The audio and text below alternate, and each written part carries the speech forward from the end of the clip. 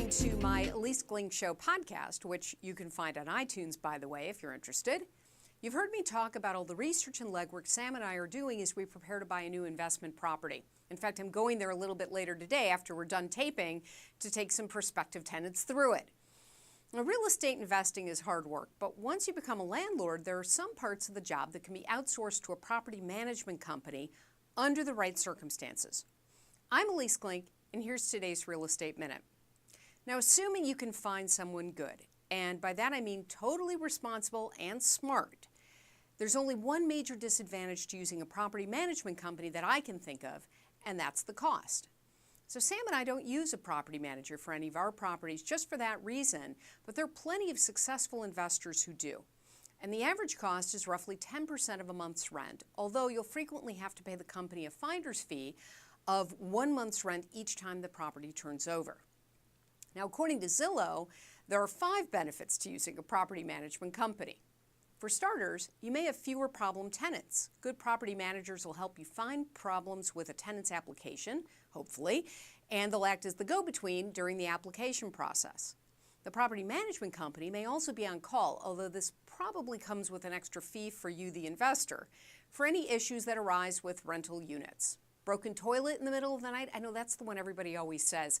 In all the years we've owned residential real estate, that one's never happened. But okay, broken toilet.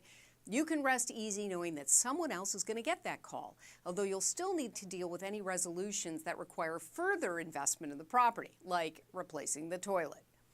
Zillow suggests that good property management companies may have a higher tenant retention rate because they know how to keep renters happy. It's their business after all, or at least it should be if they're any good at it. And happy tenants usually go hand in hand with happy landlords. Another benefit is that property management companies know how to collect the rent on time. Collecting rent can be one of the more challenging parts of dealing with tenants. And since this is what these companies do all day long, they're usually skilled at resolving collection issues.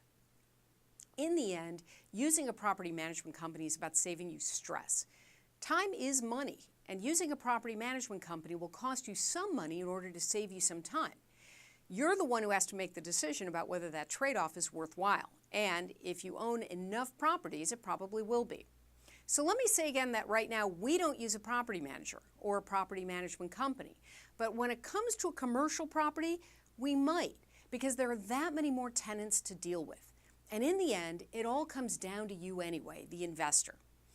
No matter what you decide to do, before you hire someone, remember that you're only sharing some of the burden when you outsource the management of your rental property.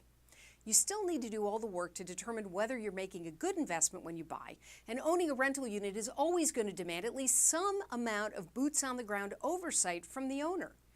Because while it's nice to have help in taking care of your property, nobody else is going to look after your investment with as much care and attention as you will.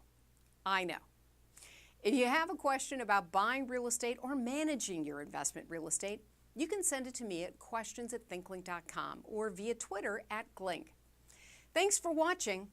I'm Elise Glink.